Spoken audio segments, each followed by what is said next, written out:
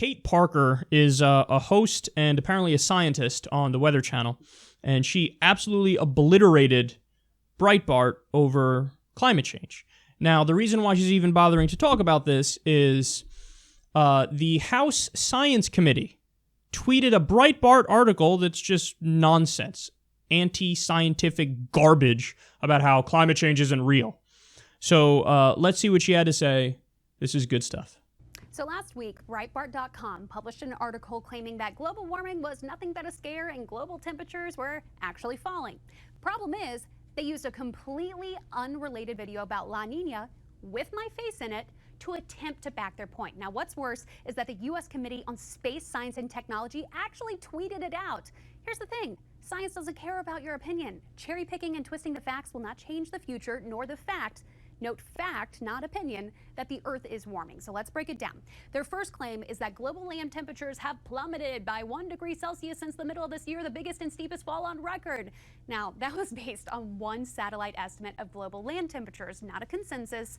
And second of all, land temperatures aren't an appropriate measure. The Earth is 70% water, and water is where we store most of our heat energy. So when you look at sea surface temperatures and you combine that with land temperatures, you actually get a record high for November of 2016.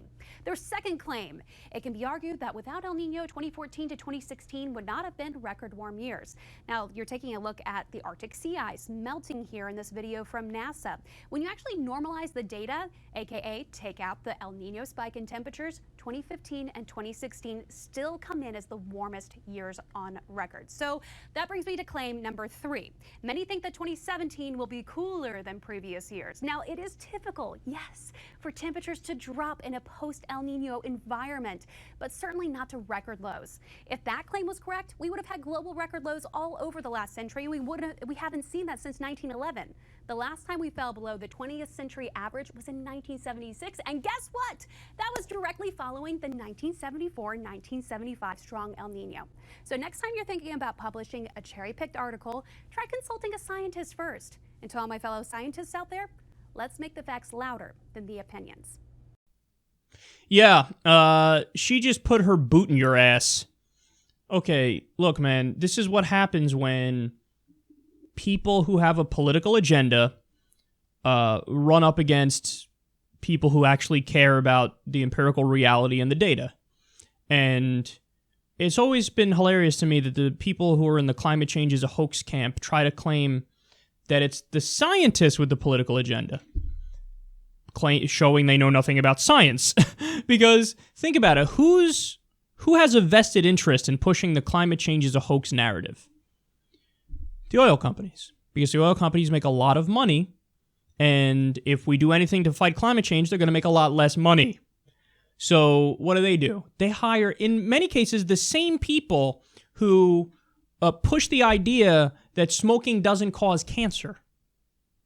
Those same junk scientists, they say, oh yeah, come do research for us about this.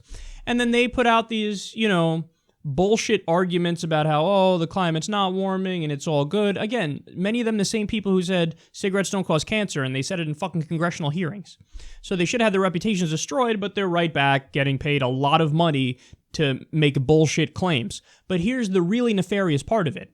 All they have to do to effectively win the argument in terms of stifling change is to keep insisting it's a debate. So as long as they keep saying, nope, well, then we drag our feet on climate change and we don't take drastic, measures and push really hard to go in the right direction. So, but that's why it's so important what she's doing here, because Kate Parker is basically exposing these frauds for what they are.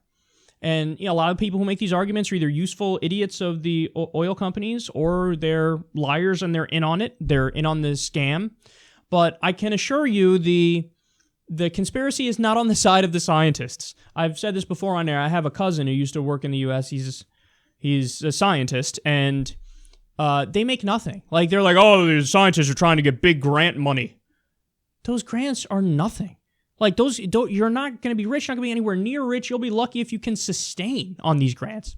So that's where the conspiracy is, not with the fucking oil companies who pay these scientists who've already been discredited to push bogus arguments.